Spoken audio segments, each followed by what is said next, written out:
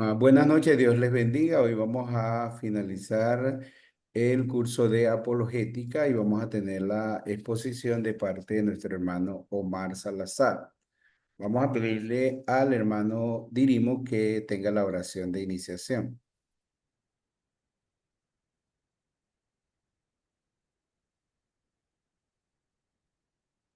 Amado Padre Celestial, te damos gracias, Señor, por este tiempo. Ponemos en tus manos esta clase de estudio de teología, Señor. Creemos que tú eres el Dios Todopoderoso que puede darnos sabiduría en este tiempo, porque tú eres, Señor, sabio, omnipotente. En el nombre de Jesucristo, amén. Amén. Ok, en Bien, este tiempo, Omar, voy a colocar las diapositivas y está usted bien. hace su exposición. Listo, ahí está.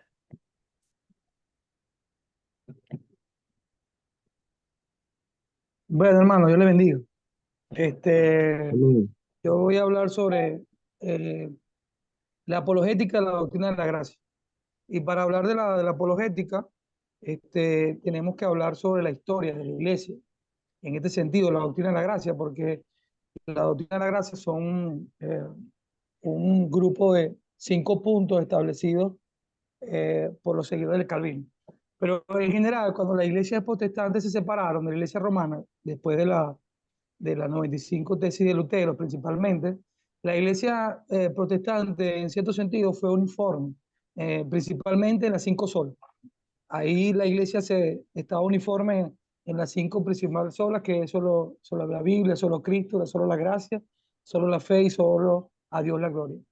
La diversidad teológica este, y los gobiernos de la iglesia eran de manera diferente, no había algo eh, de una manera unísona, porque estaban los anglicanos, los luteranos, y más adelante los anabaptistas, pero eh, en resumida cuentas, ambos o todos creían en las 5 solas como línea eh, de regla general. Pero la diversidad teológica en cuanto a la salvación y cómo operaba la salvación, eh, vino a traer una gran disputa entre los reformados, principalmente entre los seguidores de Arminio y los seguidores de Calvino. Cabe destacar que en la doctrina de la gracia no fueron de una manera realizadas directamente por Calvino y ni tampoco la tesis remostrante que se llamó luego, que fueron las que fueron expuestas por los arminianos, no fueron directamente realizadas por Arminio, por Jacobo Arminio. Los arminianos redactaron su credo en 5 artículos que después ellos lo presentaron y se llamó el movimiento remostrante, pero no fue realizado directamente por Arminio, sino por sus seguidores en base a sus enseñanzas. Y la doctrina de la gracia, que fue llamada después los 5 puntos del Calvino, fueron desarrollados en el sínodo de Dort, que fueron llevados de una manera u otra por eh, los seguidores de Calvino, que lo desarrollaron en los cánones de Dort.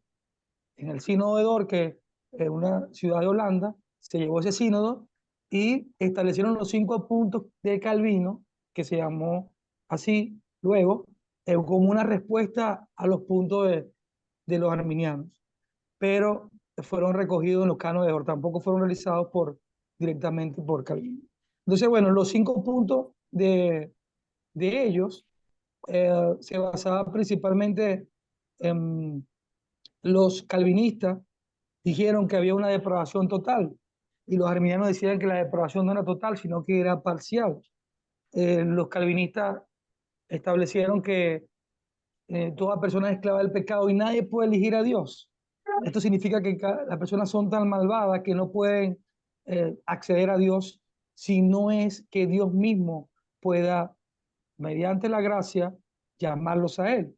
Los arminianos dijeron que la depravación no era total, sino que era parcial. Luego, más adelante, los arminianos y los wesleyanos estuvieron de acuerdo que en este punto, que la depravación del hombre era total. Así que en este punto, más adelante, los arminianos y los eh, calvinistas, en cierto sentido, se pusieron de acuerdo ahí. También los calvinistas establecieron que en esa en esos 5 puntos de ellos como respuesta, que la elección era incondicional. Indiferentemente, Dios escogió a quienes se iban a salvar, los predestinó, sin importar su condición.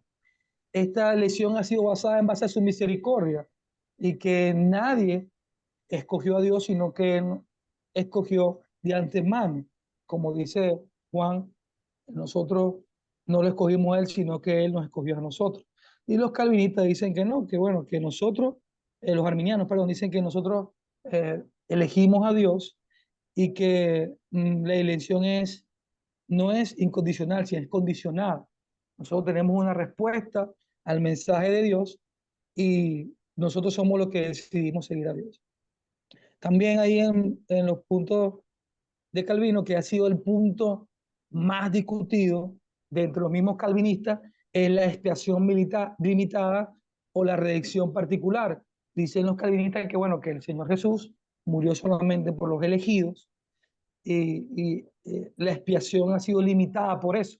Es una redención particular porque eh, él ha muerto solamente por su sacrificio, fue por los escogidos.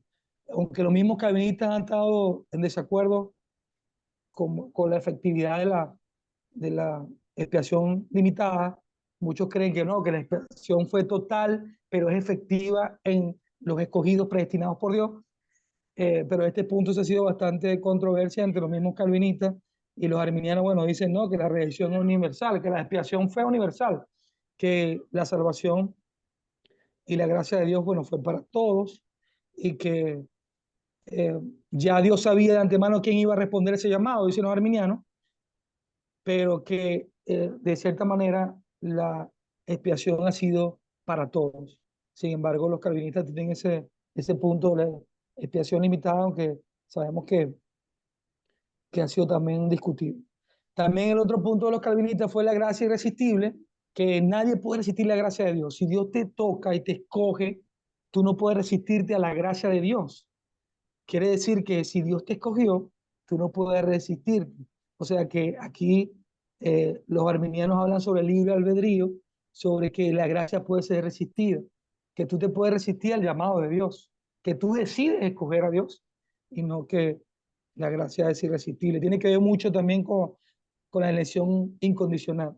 La gracia irresistible, Dios te escogió incondicionalmente y tú no te puedes resistir a esa gracia que Dios, de esa escogencia que Dios te ha hecho. Y también un punto de mucha controversia de los calvinistas es la preservación de los santos. Hay una máxima de una declaración de Calvino que los calvinistas siempre han usado, de hecho que yo también la comparto, es que salvo siempre salvo. Si tú fuiste sellado por Dios, escogido por Dios, tú vas a perseverar hasta el final. Si en algún momento te fuiste del Evangelio, bueno, vas a volver porque tú eres propiedad del Señor, el Señor te ha escogido, y los arminianos dicen que no, al igual que los wesleyanos, eh, que las personas pueden perder su salvación. Así como deciden escoger a Dios, también pueden decidir en un momento alejarse de Dios. Muchos de los doctrinarios establecen que estos 5 puntos de diferencia no es algo que sea central en el Evangelio. O sea, quiere decir que no, en cierta manera hay una cierta libertad porque no es una verdad central del Evangelio. Se está discutiendo cómo opera la salvación en el hombre. O sea, no podemos decir que los arminianos son herejes ni que los calvinistas son herejes, sino que hay una discusión teológica doctrinaria de cómo opera la salvación en el hombre. Lo que algunos dicen es que, bueno, hay un error doctrinario, pero no una herejía, porque es una forma de ver la salvación, porque a la final los 5 puntos llegan a la misma conclusión, desde mi punto de vista. Lo que pasa es que lo explican de una manera quizás diferente. Dice San Agustín Hipona, dice, en lo esencial unidad, en lo dudoso libertad y en todo caridad. O sea que a pesar de que los calvinistas y los arminianos han tenido una discusión durante mucho tiempo sobre cómo operar la salvación en el hombre, bueno, sabemos que hay puntos esenciales que no se pueden negociar y hay puntos donde, bueno, hay libertad de pensamiento y que eso no afecta directamente nuestra fe. Bueno, Básicamente esas son las doctrinas de la gracia. Y de esto también hablamos nosotros, de la importancia de la apologética en la ortodoxia cristiana, que la ortodoxia cristiana no es más que los principios y valores de los primeros cristianos, principios y valores de la fe cristiana. ¿Y por qué el autor habla sobre la doctrina de la gracia y a su vez también habla sobre las 5 solas? Porque para él se considera que la iglesia hoy en día está perdiendo mucha relevancia a la ortodoxia cristiana. Y las 5 solas han dejado de tener tanta relevancia como lo tuvo en la antigüedad. Hoy en día eh, creemos, bueno, yo también parto de ese punto de vista, que la iglesia debe volver a los principios y valores cristianos de ese siglo, del siglo XVI, cuando la reforma, y hacer mucho énfasis en las 5 solas de, de Calvino, que hoy en día, ¿no?, sabemos que se está afectando mucho a la iglesia en ese sentido. En la próxima diapositiva nosotros vamos a comentar sobre eso, sobre las 5 solas, y sabemos que la primera es que la sola escritura. La palabra de Dios es nuestra principal fuente de fe, de doctrina, y nada está por encima de ella. Y hoy en día nosotros estamos corriendo el riesgo de que muchas personas dicen que Dios le habló con una profecía o una interpretación bíblica que es contraria a las mismas escrituras. Y se está erosionando la autoridad de la Biblia. Muchos dicen, no, pero es que la Biblia se equivoca en algunos puntos, hay gran mala traducción. Entonces, es importante que nosotros, eh, como apologetas del Evangelio, podamos defender el principio de la sola escritura, que todo debe ser inspirado en la palabra de Dios, que toda escritura es inspirada por Dios, como dice Timoteo, le escribe Pablo a Timoteo, y es útil para enseñar, para redarguir, para corregir, para instruir en justicia, a fin de que el hombre de Dios sea preparado. O sea, que toda la escritura es inspirada por Dios, la palabra de Dios, que tiene un valor importante, inerrante para nosotros, y debemos defender ese principio de la sola escritura como apologeta del cristianismo. Mucha gente, como dije, tiene ahorita que Dios le dijo, y lo que Dios le dijo va en contra de lo que dice la misma Biblia. Y el apóstol Pedro dijo que tenemos la palabra profética más segura y que es la Biblia. La palabra profética más segura y que ninguna profecía puede ser de interpretación privada, sino que más bien debe ser de interpretación general y sobre todo pegado a lo que tiene que ver con la palabra de Dios. Y si una profecía no va o algo que hable un hijo de Dios que vaya en contra de la Biblia, sabemos que eso no viene de Dios, porque Dios no se va a contradecir. Y nosotros hoy en día debemos defender eso, porque tanto la doctrina de los mormones del siglo XX, al principio del siglo XX, tanto como la adventista, eh, testigos de Jehová, vienen de una interpretación privada de las escrituras, que ellos creyeron que alguien les reveló algo, en el caso de Smith, un ángel, o le dio un libro, o Elena de White, y ellos crearon una doctrina que, a mi entender, bueno, discrepa algunas cosas de lo que dice la Biblia. Así que nosotros como apologética del Señor tenemos que trabajar y defender el principio de la sola escritura. Solo Cristo, segundo principio de la reforma importante, dice la palabra de Dios en Juan 14:6 que Él es el camino, el único camino, la verdad de la vida, nadie viene al Padre sino a través del Señor. En Hechos 4:12 dice que ningún otro hay salvación, sino que solamente en Cristo. Así que nosotros podemos decir, establecer que solamente a través del Señor tenemos la salvación. Y también se ha erosionado esto en estos tiempos. Solo Cristo es suficiente para salvar. Y se debate muchas cosas, como por ejemplo, tenemos cuando primer siglo, Pablo le escribe a los Gálatas y le dice en capítulo 3 que no necesitan nada más que Cristo. Y ellos estaban volviendo otra vez a la ley porque pensaba que la ley les podía salvar. El cumplimiento de la ley. Él le dice, si empezaron el Espíritu, ¿cómo van a terminar en la carne? Solamente a través de la fe en Cristo y su obra y su salvación, creer en Él, es que podemos tener salvación. Es suficiente. Y bueno, hoy en día también estamos viendo cómo las personas que son judaizantes también están eh, llevando hoy en día también al error de que la gente debe cumplir la ley, que solo Cristo no es suficiente.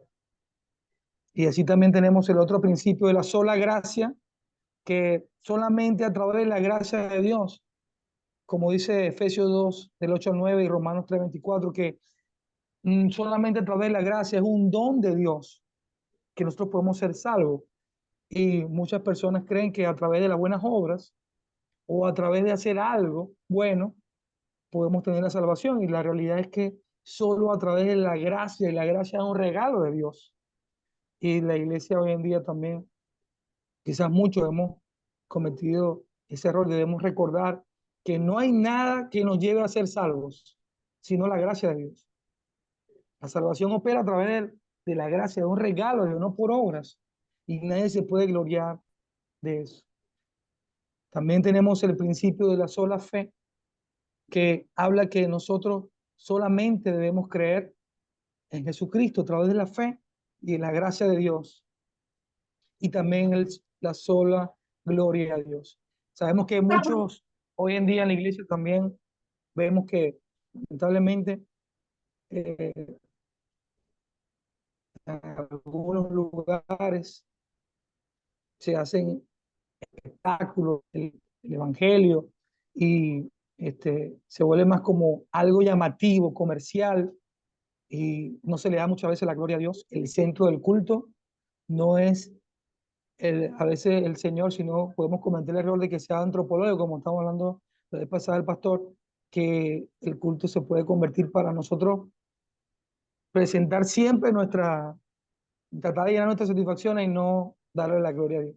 Y sabemos que en todo se le da la gloria. Nosotros creemos, y el autor cree, y yo también creo que estos principios de la reforma y la ortodoxia cristiana deben defenderse hoy en día en la iglesia, y que nosotros debemos ser apologetas de eso, defender estos principios que han sido fundamentales desde la reforma para mantener la iglesia en una sana doctrina. Hoy en día se necesita volver a estos principios fundamentales. Y en la última parte podemos ver también algunas eh, conclusiones finales y pensamientos sobre que nosotros debemos ser apologéticos de la ortodoxia cristiana. Debemos enseñar sobre los principios de la reforma que dan base a la iglesia del protestantismo. Nosotros debemos enseñar hoy en día los principios, y también debemos enseñar y corregir a los demás en amor, con mucho amor, y debemos ser fieles y fervorosos en defender los principios fundamentales de nuestra fe. Hoy en día, como en esos tiempos, tenemos ataques o hay ataques a la sana doctrina como el gnosticismo, los judaizantes, a una teología de la prosperidad, y debemos saber identificar cuando es una verdad central que afecta al evangelio, que es una herejía, como en el caso de los testigos de Jehová, mormones, que tienen errores que son herejías, en nuestro punto de vista, como dije anteriormente, y, y algunos errores como el caso de que no sea tan fundamental como el caso de la doctrina de la gracia, los 5 puntos de Calvino y la diferencia con el arminianismo, y que nosotros debemos tratar de defender la ortodoxia cristiana y ser apologética de los principios y valores que dan forma a nuestra iglesia cristiana. Quería compartir eso con ustedes, hermanos. Si hay alguna pregunta, alguna duda, algún aporte, bueno, bienvenido, bienvenido sea. Bueno, gracias, Omar, por la presentación. Yo creo que nosotros, por lo menos en esos principios principales de la reforma, como la sola escritura, no tenemos ninguna objeción. Nosotros creemos en la escritura como la palabra de Dios, como la fuente de autoridad, como la Biblia, como sin falla, inefable, inerrante, sin error. Y en la parte de solo Cristo, nosotros sabemos que este, hablamos acerca del señorío de Cristo, de la salvación en Cristo y todo eso. En la parte de la gracia, estamos claros de que la salvación no es por las obras, sino por la gracia de Dios. En relación a la fe, igual, sabemos que la salvación es por gracia por medio de la fe en Cristo y la gloria de Dios. Sabemos que existimos para la gloria de Dios, entonces no creo que haya mucha diferencia en esta parte. En la parte de los puntos del calvinismo y arminianismo, en las 5 puntos, en estos 5 puntos de la doctrina de la gracia, por ejemplo, en la depravación total, nosotros tenemos textos como el Salmo 51:5, que David dijo: He aquí en maldad he sido formado y en pecado me concibió mi madre. Y sabemos que, como dijo el mismo Pablo, la Escritura lo encerró todo bajo pecado y que que somos pecadores por naturaleza y por elección. Entonces, y eso sabemos que, como Efesios 2 nos dice, que estamos muertos en nuestros delitos y pecados y que Él nos dio vida cuando estábamos muertos en nuestros delitos y pecados. Entonces, eso tiene que ver con la depravación total, en el sentido de que, bueno, de que en el pecado estamos muertos espiritualmente. En la parte de la elección incondicional, este, nosotros, por ejemplo, podemos tener el testimonio de muchos hombres de Dios, entre ellos Pablo, este, que dijo: por cuanto se agradó en mí, en Gálatas dice que me apartó desde el vientre de mi madre, ¿verdad? este, Como los mismos que el Señor dijo: ustedes no me eligieron a mí, yo los elegí a ustedes. Entonces, yo por lo menos entiendo que estoy en el Señor, que he sido salvo y que estoy en el camino de Dios porque el Señor a mí me eligió. Y a Pablo, por ejemplo, a los tesalonicenses en el capítulo 1 versículo 3 le dijo: estoy convencido de que ustedes son elegidos de Dios, porque he visto en ustedes la obra de la fe, el trabajo de su amor, la constancia y esperanza. Ustedes son hijos amados de Dios y por esa misma obra de Dios en nuestras vidas. Entonces, no elegimos nosotros a Dios, sino que Dios nos eligió a nosotros. En la parte de la redención particular, me acuerdo de cuando Guillermo Carey, que él se conoce como el padre de las misiones modernas, estaba ante un grupo de pastores y tenía la visión de ir a llevar el evangelio a la India. Entonces, los pastores que estaban a su alrededor tenían esa creencia de la redención particular y ellos le dijeron: Dios va a salvar la gente allá sin que nosotros vamos, o sea, sin tu ayuda y sin la nuestra. Entonces, con esa creencia de que Cristo murió solamente por los elegidos y que Él los va a salvar y que nosotros no tenemos mucho que ver en todo eso, ¿no? Entonces, gracias a Dios que Él no les hizo caso. Y Él fue a la India y Él llevó el Evangelio, y de ahí se desató o creció o se desarrolló lo que es las misiones modernas de llevar el evangelio a todo el mundo. Y la inspiración para eso, no es que Cristo murió por como decir, por un grupo en particular, sino, esa parte de que Él dio su vida por el mundo, que Él murió por todo y por eso el evangelio tiene que ser llevado a todos, aunque no todos van a responder a la salvación o a la fe. Sí, profe, para decir algo ahí con respecto a eso, Ok, a pesar de eso, muchos calvinistas piensan que yo creo que de toda la doctrina es la más controversial, de que si bien es cierto, ya Dios escogió a todos los que van a ser salvos, Él también proveyó el medio para que ellos fueran salvos, que nosotros no sabemos cuál es el medio. Entonces nosotros tenemos que predicar el Evangelio, porque nosotros no sabemos cuál es el medio que Dios va a usar para salvar a esa persona. claro. Entonces eso es lo que dicen algunos calvinistas, que eso no implica que no se venga a predicar el Evangelio. Sí, ellos más que todo, por ejemplo, las personas que piensan así, más que todos ellos dicen que si Cristo murió por todo, entonces todos no son salvos, entonces Cristo falló en algo, pues, o sea que falló porque si murió para la salvación de todos, todos tienen que ser salvos. Y como no todos van a ser salvos, entonces no murió por la salvación de todos. Pero hay suficiente, por ejemplo, evidencia bíblica de mostrarnos que Él murió por todo y que engloba el mundo en general, ¿no? En ese sentido.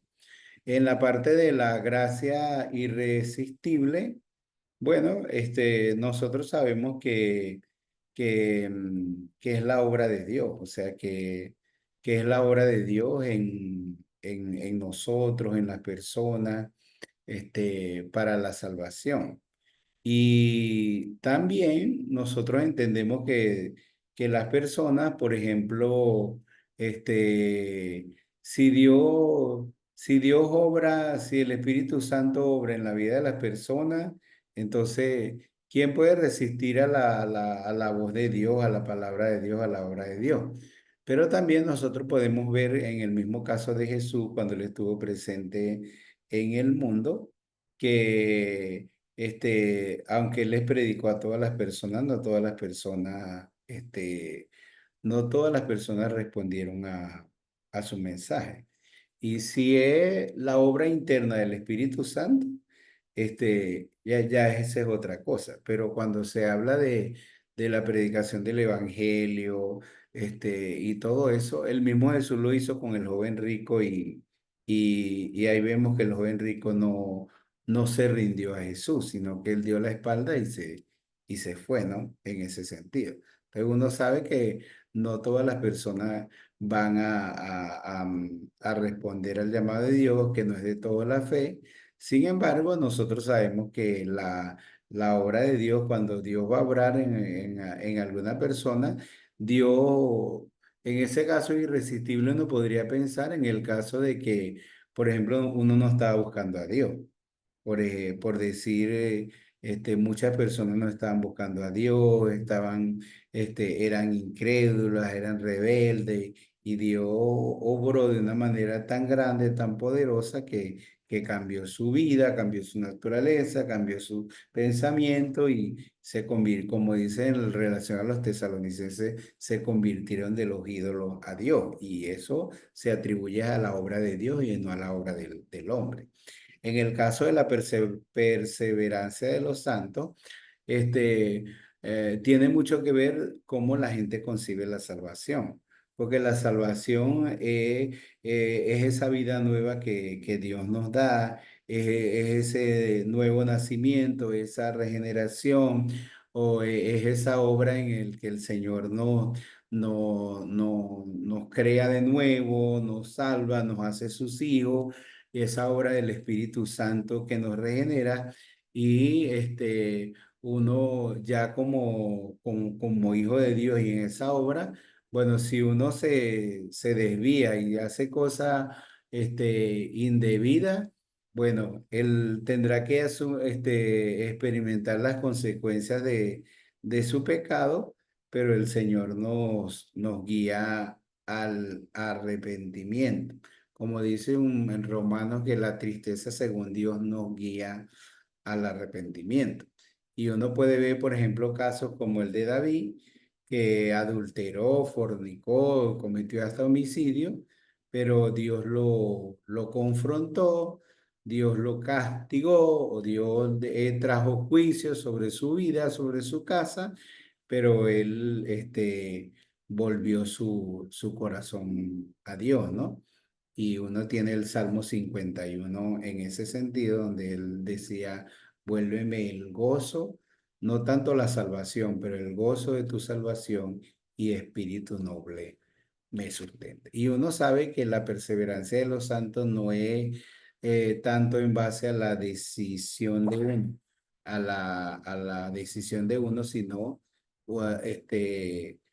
a la fidelidad de Dios y de su palabra y de la obra del Espíritu Santo en nosotros, porque Dios ha puesto su Espíritu para que, como dice Efesios 1:13, nos ha sellado con su Espíritu, que es las arras de nuestra herencia hasta la posesión adquirida para la gloria de su nombre. Entonces, Él puso su Espíritu en nosotros precisamente para terminar, culminar, preservar esa obra en nosotros. Por eso Pablo dijo, el que comenzó en nosotros la buena obra, la perfeccionará hasta el día de Jesucristo. Y para eso Dios puso su espíritu en nosotros. Entonces es como cuando el Señor escogió a Abraham y él dijo, yo sé que él enseñará a sus hijos y a su familia, a su descendencia después de mí, que guarden mi camino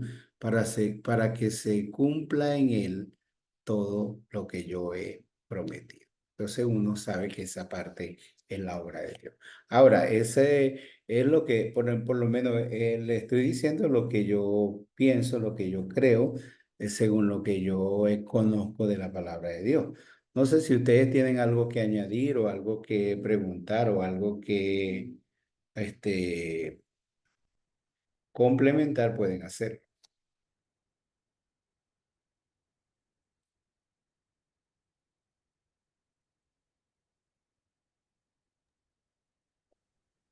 Sí, me escucha, pastor. Sí, sí, claro, Alfonso. Bueno, pastor, faltaría hablar un poquito de lo que es la salvación, la parte de que no se pierde. Como bautista, pues es una firme creencia en nosotros, una doctrina de que la salvación no se pierde. Bueno, es que esa parte de la perseverancia de los santos precisamente es lo que, ahí es donde está incluida esa parte. La salvación no se pierde. La doctrina de la perseverancia de los santos es que si tú eres salvado, si Dios te ha salvado, ¿verdad? Entonces, primero no vas a perder la salvación porque no la ganaste, que es algo que Dios te ha dado. Y la salvación es Cristo. Y nosotros sabemos que por ejemplo, alguien presentó la salvación como en tres etapas y en una etapa pasada, presente y futura. La pasada, como cuando nosotros recibimos a Cristo, cuando rendimos nuestra vida al Señor o respondimos al Señor, nosotros fuimos salvados de la culpa del pecado, es decir, fuimos justificados. Fuimos salvados de la culpa del pecado, librados de condenación, fuimos justificados. Por eso, como dice Romanos 5, justificados pues por la fe, tenemos paz para con Dios. La etapa presente es que nosotros estamos siendo salvados del poder o del dominio del pecado. Y eso se llama la santificación. Entonces, Dios por su Espíritu y su palabra nos está santificando, nos está salvando del poder del pecado, librando del poder del pecado. Y la etapa futura es que Dios nos salvará de la presencia del pecado, de la presencia de la conciencia del pecado, que es lo que se llama la glorificación. Y será el día o cuando cuando cuando morimos y estamos en la presencia del Señor, o cuando estemos vivos en la segunda venida del Señor. Entonces, se completará esa parte que será la glorificación. Pero eso es lo que Dios va a hacer. Si Dios comenzó la obra en nosotros, entonces la completará, la perfeccionará. Si Él nos justificó, Él nos santificará y Él nos glorificará, porque esa es la obra de Dios y esa es la salvación de Dios en nosotros.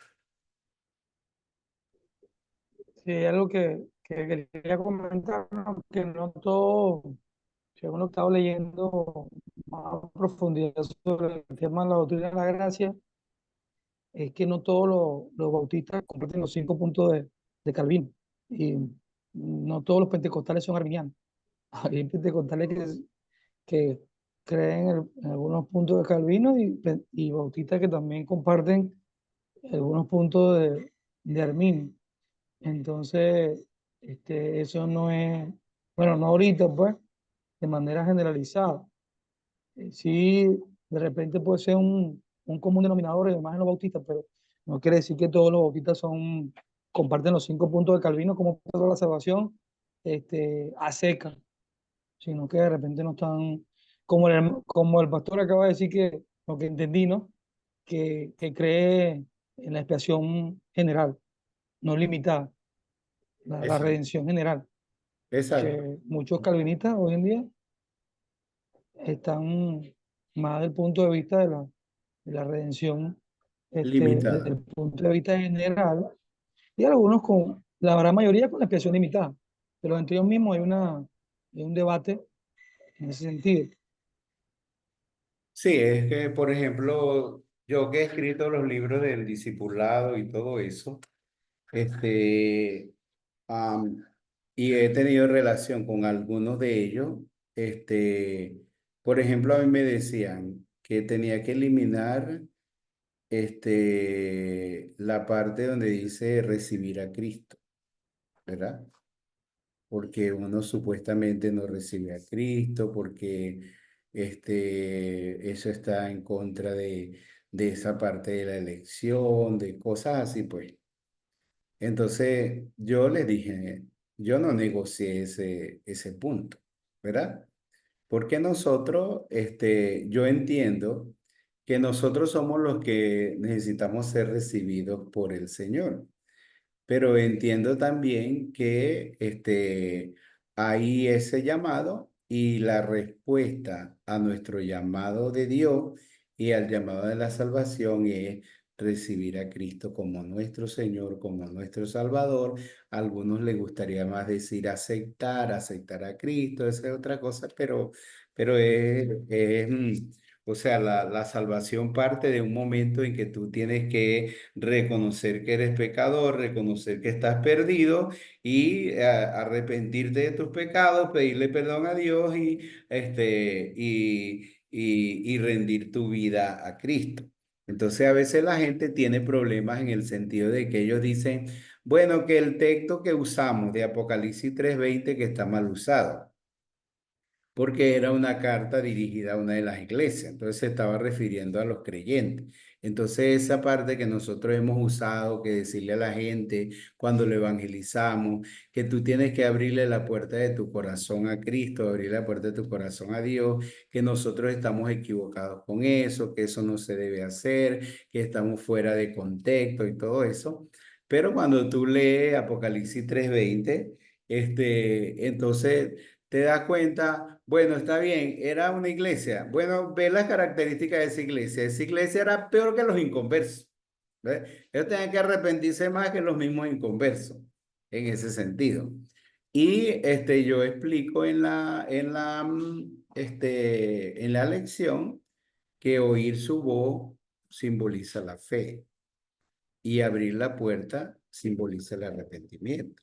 Porque Hebreos dice si oyeres hoy su voz, no endurezcáis vuestros corazones. Y Pablo resumiendo todo su mensaje en el libro de Hechos, capítulo 20, dice, mire, yo públicamente y por las casas y en todos los lugares, lo que he hecho es predicar el arrepentimiento para con Dios y la fe en nuestro Señor Jesucristo.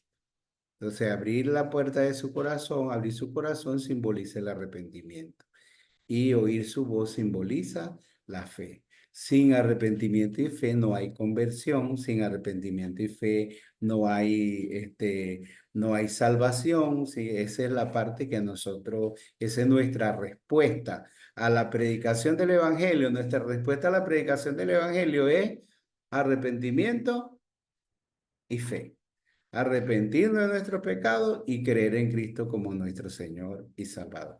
Usted puede decirle rendir su vida a Dios, usted puede decir aceptar a Cristo, recibir a Cristo, entregarse al Señor, pero todo eso significa o implica arrepentirse de sus pecados y creer en Cristo como su Salvador personal y abrirle la puerta de su vida a Dios o abrirle su corazón a Dios o darle entrada en su vida a Dios. Porque tantos versículos, por ejemplo, cuando dice Colosenses 1:27, Cristo en vosotros es la esperanza de gloria. Cristo, ¿dónde en vosotros? Es dentro de ustedes. Y igual como dice Corintios, Cristo está en ustedes, examinados a vosotros mismos si está en la fe. O Cristo está en ustedes, o estáis, o soy anatema, o está loco en ese sentido. Entonces, nosotros tenemos la presencia de Dios en nuestra vida. El Espíritu Santo está en nosotros. Y está en nosotros desde el día que nosotros nos arrepentimos, es abrir la puerta y creímos en Cristo como nuestro Señor y Salvador. Entonces, a mí, por ejemplo, yo visito Centroamérica y muchas partes, a mí me preguntan, ¿usted es calvinista o arminiano? Y yo le digo, yo ni soy calvinista ni arminiano. Si tengo que decir algo, yo soy bautista. ¿Y usted es bautista reformado o bautista no sé qué? Yo soy bautista de Venezuela, bautista venezolano, porque nosotros hasta muchas veces los bautistas venezolanos a veces tenemos hasta diferencia con otros bautistas. Yo soy bautista de Venezuela, ¿verdad? Y todo eso. Entonces, pero no me gusta esa parte de estar, como a veces la gente se pone a discutir todos esos asuntos de la fe. Ok, ¿algo más que añadir o preguntar? Pueden hacer. Sí, Tiene pastor, yo la palabra, estaba... Ruth. Ah, bueno. Pastor, gracias. Una pregunta. Díganlo. La doctrina, la enseñanza de la salvación no es un esencial del Evangelio, porque cuando nosotros vamos a predicar el Evangelio, ¿qué decimos? Que Cristo, que nosotros estábamos muertos en pecado, según Romanos 3:23, que por el pecado necesitábamos que Dios nos salvara para que pudiéramos tener una relación con Él, para que podamos tener vida eterna. Pero en medio de todo eso tenemos que, o sea, si tú le recibes, puedes ser salvo. Entonces, pero la salvación es una doctrina fundamental del Evangelio, ¿o me equivoco? Porque el hermano en la exposición y dijo que quizás no es algo muy importante porque es algo de un punto de vista, pero no sé si sea así. Yo creo que, o más bien le pregunto si verdaderamente es una verdad central que debería mantenerse de una sola forma. Es una doctrina central, esencial, principal, fundamental, todo del Evangelio. Lo que el hermano dice es, en esa parte de esas diferencias, que alguna gente piensa que si la salvación se pierde, que si la salvación no se pierde, entonces, que en ese caso, por ejemplo, nosotros no podemos decir, aquellos que piensan que la salvación se pierde, entonces ellos son herejes o están perdidos. O aquellos que piensan que la salvación no se pierde, están perdidos. Es en ese sentido, que no, no quiere decir que, o sea, la salvación es una doctrina esencial del Evangelio, pero las diferentes posiciones que a veces la gente puede tener, por ejemplo, yo puedo tener diferencias con ustedes algunos de ustedes puede pensar en que Cristo murió exclusivamente por los elegidos, ¿verdad? Y yo no puedo decir, si alguno de ustedes piensa así, no puedo decir usted está perdido o usted no es salvo por eso, ¿no? ¿Entiende? Es más que todo en ese sentido lo que el hermano expresó. Ok, gracias.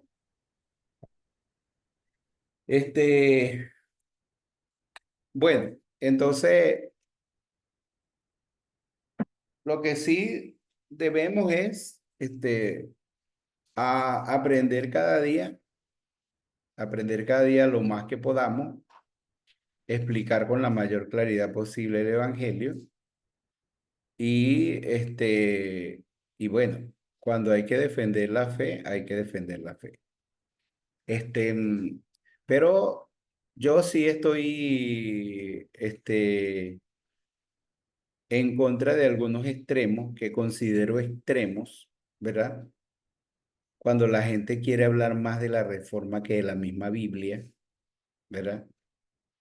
Cuando la gente quiere hablar más que de una posición doctrinal que de la misma Biblia, entonces, ahí no, no me parece. Sin embargo, trato de poder compartir con todos en ese sentido.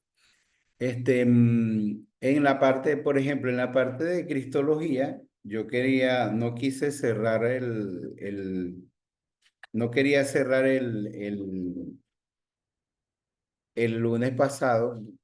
Como ya les dije, tenía a alguien esperándome ya por mucho tiempo y entonces, pero había algunas cosas que estaba escuchando, pero no está el hermano Miguel, que era el que estaba compartiendo. Entonces, quería que él estuviera para compartir algunas cosas, porque a veces es un asunto de expresión, ¿verdad?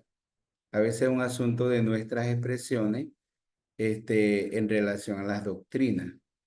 Por ejemplo, si escuchamos el video, decir frases como decir, no debemos ver a Dios como una persona, o sea, no es algo, o sea, no es un pensamiento o una frase correcta, ¿no?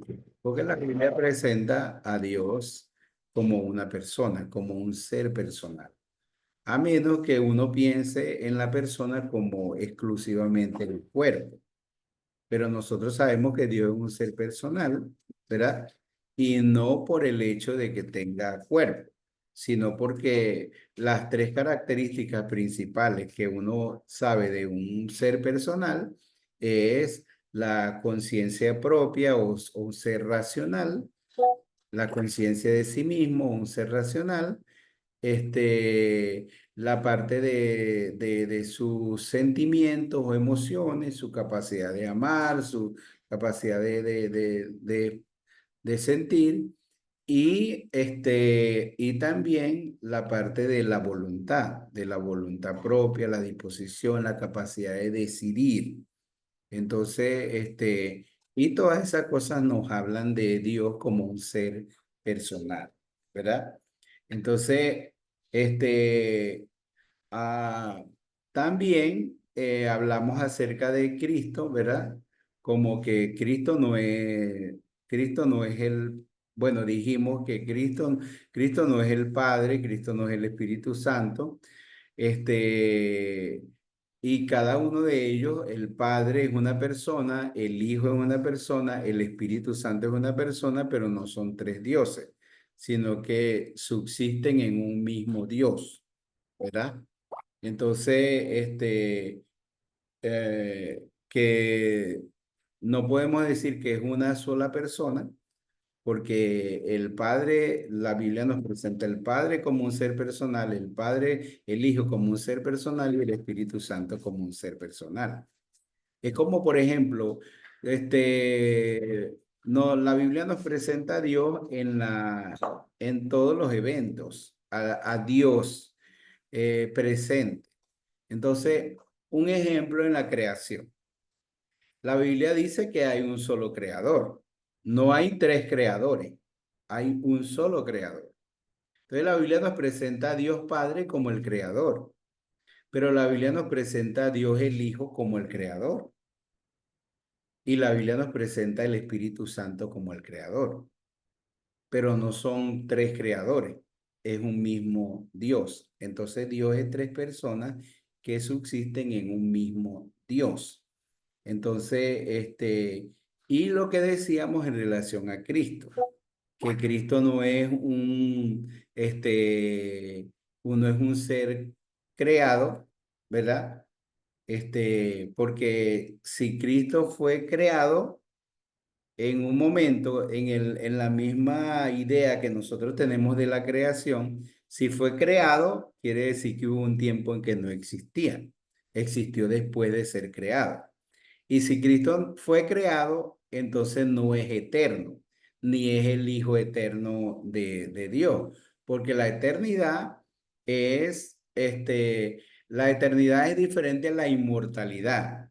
Inmortal puede tener un principio, pero no tiene un fin. Nosotros somos inmortales, fuimos creados, pero no vamos a morir, vamos a existir eternamente.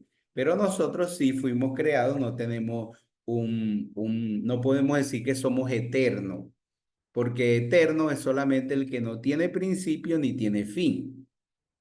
Entonces, Cristo, si fue creado, no es eterno. Entonces no es el Hijo eterno de Dios. Y si no es eterno, no es Dios.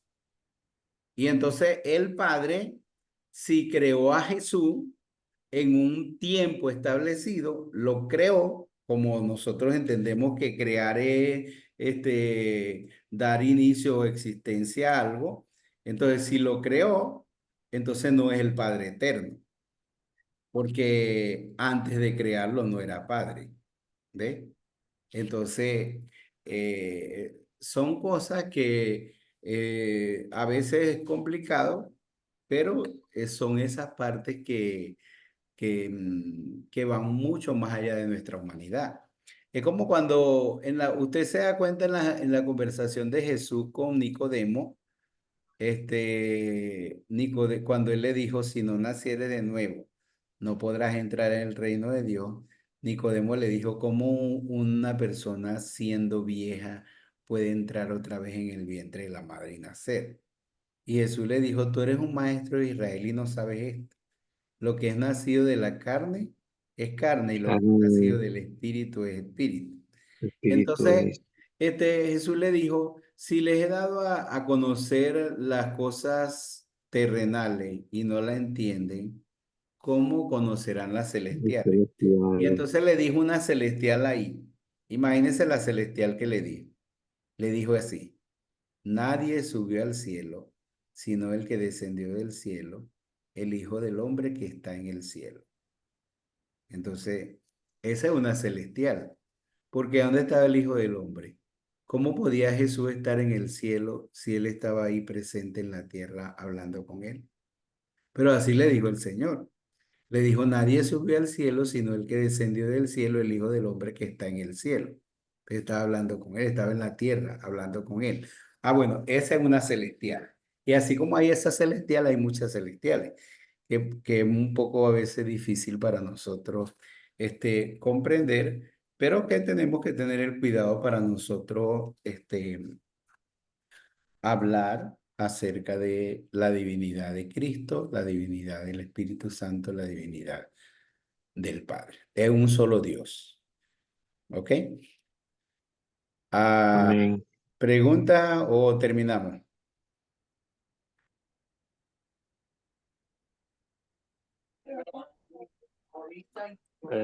No, si puedo decir algo, pastor. Claro, Alfonso, dígame.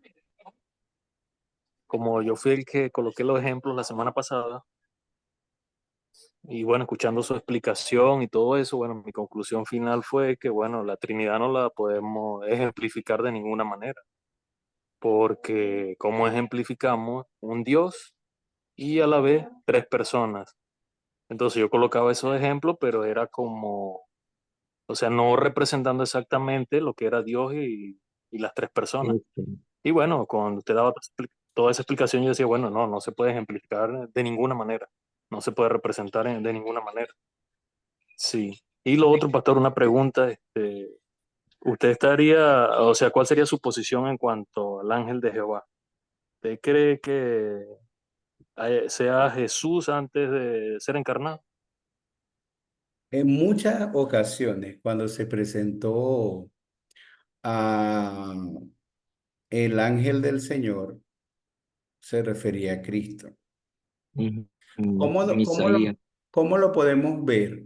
Bueno, ¿se acuerdan aquella vez cuando se apareció Abraham y Abraham le dijo, creo que fue Abraham, y le Ujú. dijo, ¿cuál es tu nombre? Y le dijo, ¿por qué preguntas mi nombre que es admirable? ¿Ve? Y es como, por ejemplo, cuando tú ves textos bíblicos como Isaías capítulo 6 que los querubines decían, Santo, Santo, Santo, Jehová de los ejércitos. Toda la tierra está llena de su gloria. De tu Y gloria. luego tú ves cuando el Señor dijo, ¿a quién enviaré y quién irá por nosotros?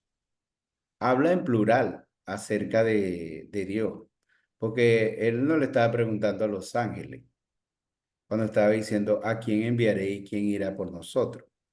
Como cuando en la creación dijo, hagamos el hombre a nuestra imagen. Pero entonces, cuando tú ves los demás escritores de la Biblia, ellos hablan de que ahí en el capítulo 6 de Isaías, eh, el Señor, el Señor dijo a mi Señor. Entonces, habla acerca de que Isaías vio la gloria de Cristo ahí en ese capítulo 6.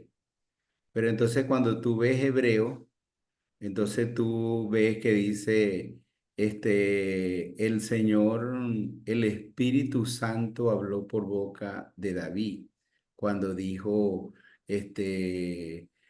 oirán y no entenderán, escucharán y no entenderán. Entonces, se presenta el Padre, el Hijo y el Espíritu Santo.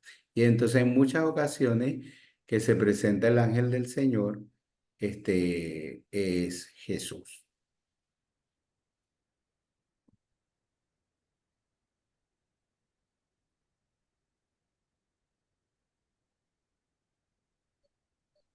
Ok, Bueno, no, perfecto, pastor. O sea, ah, porque Jesús no existió, adelante, adelante. Jesús no existió, Jesús Jesús fue encarnado, ¿verdad? En el Encarnado. tiempo de Dios manifestado en carne, pero su existencia es eterna. Igual que la existencia del Espíritu Santo no es desde Pentecostés, su existencia es eterna. Igual que la existencia del Padre, la existencia es eterna. Aunque la revelación de Dios ha sido progresiva en el sentido de Dios manifestar su conocimiento o manifestarse al hombre en ese sentido.